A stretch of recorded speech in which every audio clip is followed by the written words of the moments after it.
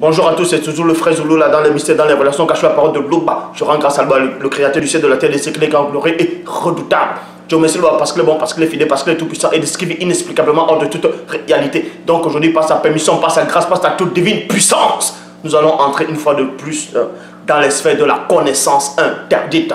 Quand il est dit dans Proverbe 19.2 que le manque de science n'est bon pour personne, et dans Proverbe 25.2 la gloire de l'homme est de cacher des choses et la gloire du roi est de sonder des choses. Et encore dans Jean 3.11, nous disons ce que nous savons et l'on rend témoignage de ce qu'on a vu.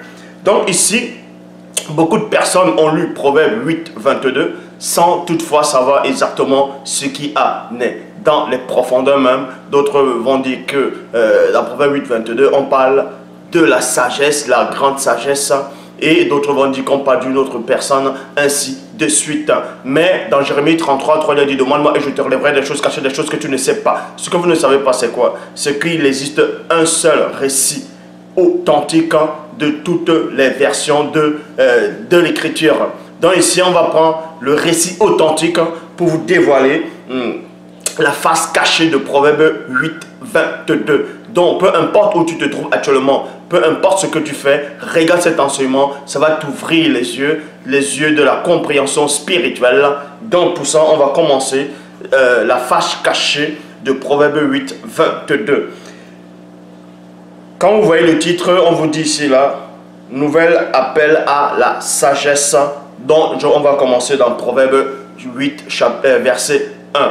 Là, c'est dans la version authentique, originelle, qui n'a pas été touchée, qui n'a pas été modifiée, sans erreur, sans contradiction. Donc, il est dit ici, dans Proverbe chapitre 8, au verset 1, dans le récit authentique, l'entité de sagesse. L'entité de sagesse ne crie-t-elle pas? Point d'interrogation. L'entité d'intelligence n'élève-t-elle pas sa voix? C'est dans la nature, au sommet des hauts, près de la route, virgule, c'est à la croisée des chemins qu'elle se place aussi. Qu'elle se place aussi. Donc, vous dit ici que l'entité de sagesse et l'entité d'intelligence crient dans les hauteurs. Vous voyez? Et dans les routes, près des routes, près de la route, c'est dans la croisée des chemins qu'elle se place aussi. Mais quand elle se place, on ne la voit pas. Donc, c'est dans le plan spirituel. Donc, elle est dans le visible, mais du non-visible. Vous voyez, le visible du non-visible, donc elle se matérialise dans la nature, mais on ne peut la percevoir, on ne peut les voir. Il faut être initié en chef consacré ou initié deux fois pour savoir percevoir ces entités-là et leur entendre. Donc ici, on vous dit, à côté des portes, à la ville, à l'entrée de la ville, à l'intérieur des portes, elle fait entendre ses cris. Elle fait entendre ses cris par les manifestations des œuvres de Loba et les initiés. Donc, c'est pour ça que Essombe dit, la nature elle-même ne vous enseigne-t-elle pas? Enseignez comment? Pour que tu puisses enseigner, il faut que tu aies une intelligence. Il faut que tu sois conscient pour que tu puisses enseigner. Et ce sont ces entités-là qui enseignent aussi. Elles sont derrière la création du visible. Non pas que c'est elles qui créent, parce qu'il n'y a qu'un seul, unique, Loba, créateur. Donc, l'entité de sagesse et l'entité d'intelligence crient dans la nature. Elles enseignent dans la nature les lois naturelles qui régissent même l'univers. Ces entités-là sont derrière. C'est pour ça qu'on vous dit ici, à côté des portes, à l'entrée de la ville, à côté des portes, à l'entrée de la ville, à l'extérieur des portes, elle fait entendre ses cris par les manifestations des œuvres de Loba et les initiés. Hommes non initiés. Donc maintenant on vous dit ici, homme non initié, virgule, là c'est l'entité de sagesse qui va maintenant s'adresser par le biais des initiés, par le biais de la loi qui est inscrite dans leur esprit. Vous voyez? Donc il dit ici, homme non initié, c'est à vous que je crie. Et ma voix s'adresse au fils de moto. Point. Stupide, apprenez le discernement. Insensé, apprenez l'intelligence. écoutez, car j'ai de grandes choses à dire et je veux parler pour enseigner ce qui est droit. Je veux parler pour enseigner ce qui est droit. Car je proclame la vérité avec un V majuscule et j'ai en horreur le mensonge. Vous voyez, toutes mes paroles sont justes, elles n'ont rien de faux ni de détourné. Toutes sont claires pour un initié. Tous sont clairs pour un initié et droit pour ceux qui ont trouvé la science interdite. Et droit pour ceux qui ont trouvé la science interdite. Donc on vous dit ici, l'entité de sagesse s'adresse par le biais des initiés, par le biais des manifestations des œuvres de Loba, par le biais de la nature, par le biais même de la loi qui est inscrite dans le cœur. Est-ce que vous comprenez? Donc, il les donne des préceptes, il les donne des enseignements pour l'instruction, pour qu'ils puissent atteindre la perfection par le verbe. Donc ici, préférez mes instructions à l'argent et la science alors le plus précieux, car la sagesse vaut mieux que les perles. Elle a plus de valeur que tous les objets de prix. Donc, on vous dit maintenant, l'entité de sagesse va se présenter. Moi, verset 12, moi, entité de sagesse, je ne me sépare pas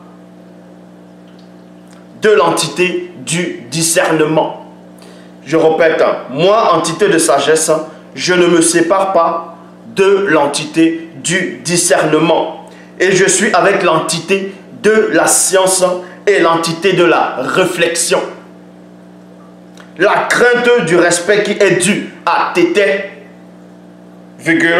c'est la haine du mal, l'arrogance et l'orgueil, la voix du mal et la bouche perverse. Voilà ce que je hais.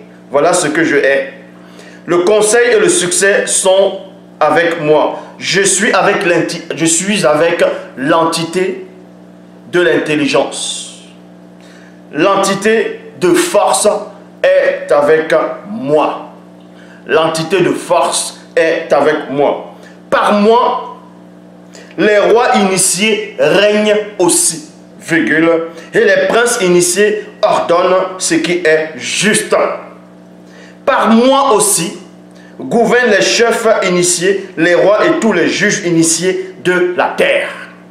J'aime ceux qui aiment. Non, j'aime ceux qui m'aiment et ceux qui me cherchent me trouvent. Avec moi sont la richesse et la gloire, les biens durables et la justice.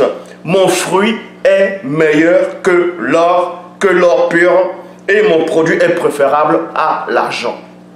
Est-ce que vous voyez? Mon produit est préférable à l'argent. Je marche dans le chemin de la justice.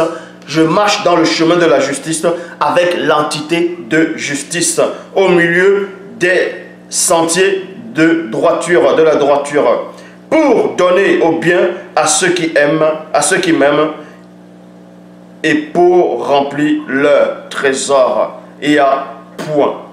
Donc ici il y a point. Je m'arrête d'abord dans ce point et on ouvre le point. Maintenant on va passer dans le verset 22. Oui, dans Proverbe 8, 22, dans le récit authentique, sans erreur, sans contradiction, qui n'a pas été touché. Donc, pour ça, on va entrer plus en profondeur. Donc ici, vous devez comprendre que on s'adressait par rapport à la période du commencement même de l'univers visible, le commencement même de la réalité visible, du monde de l'univers, de tout ce que vous voyez actuellement, en tout cas à la période connue. Et on va vous présenter les entités qui étaient là au début de la création. Les 7 entités de la création, elles étaient là, elles ont assisté, elles ont vu aussi ce qui s'est passé lorsque la manifestation de la volonté de Tété de Loba a créé, a manifesté ces choses-là. Vous allez voir ce qui s'est passé avec précision quel genre d'entité qui était derrière. J'avais déjà fait une vidéo pour présenter les 7 entités de la création visible, mais vous allez aussi voir une partie de leurs fonctions réellement. Dans Proverbe chapitre 8 au verset 22, dans la version authentique originelle, il dit: la manifestation de la volonté de Tété m'a aussi manifesté, c'est-à-dire envoyé au commencement de son activité dans le plan visible, virgule, avant les entités les plus anciennes manifestées dans l'existence non visible. Est-ce que vous comprenez? J'ai moi aussi été établi avant l'éternité connue. Avant l'éternité connue, virgule, dès avant le commencement connu, virgule, avant les multivers et avant l'origine de la terre. Je fus manifesté quand il n'y avait point d'abîme, point de source chargée d'eau. Avant que les montagnes soient affermies, avant que les collines existent, je fus enfanté. Plutôt, je fus manifesté. Il n'avait encore fait ni l'univers, virgule, ni la terre, ni les campagnes, ni le premier atome de la poussière du monde. Lorsque la manifestation de la volonté de Tété disposa les cieux en forme de cercle, virgule, j'étais là en compagnie de l'entité du discernement, l'entité de la science, l'entité de la réflexion, l'entité de l'intelligence, l'entité de force et l'entité de justice. Vous voyez, nous sommes, maintenant cette entité va dévoiler, nous sommes les 7 puissantes entités du grand ordre des choses qui se mirent lors de la création visible à cheminer au-dessus de l'eau primitive, d'au-delà du grand voile. Lorsqu'il traça un cercle à la surface de l'eau primitive pour fonder la terre, c'est-à-dire Wassé. Voilà les 7 entités du grand ordre des choses qui étaient au début de la création visible. Donc quand on vous dit dans Genèse, selon les Bibles classiques, que l'Esprit de Dieu se mouvait au-dessus des eaux, en gros, en réalité, c'est quoi? C'est les 7 entités du début de la création visible qui étaient sur le début, c'est-à-dire qui étaient sur l'eau primitive. Et on vous a dévoilé ces entités-là. Si vous voulez, je répète, dans le verset 27. Lorsque la manifestation de la volonté de Tété disposa les cieux en forme de cercle, j'étais là en compagnie de l'entité du discernement. Donc, il y a l'entité du discernement. Donc, déjà, c'est l'entité de la sagesse qui s'exprime. Donc, l'entité de la sagesse, ça fait 1, ça fait une entité. L'entité du discernement, ça fait 2. L'entité de science, l'entité de réflexion, l'entité d'intelligence, l'entité de force et l'entité de justice. Ça fait 6. Vous voyez?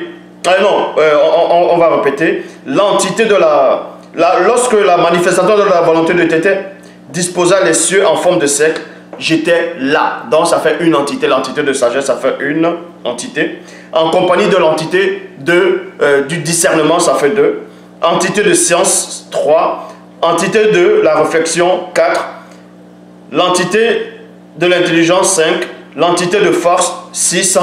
Et l'entité de justice, ça fait 7. Donc ce sont les 7 entités qui alimentaient même Esombe-Wey, connu sur les Bibles classiques sous le nom de Samson.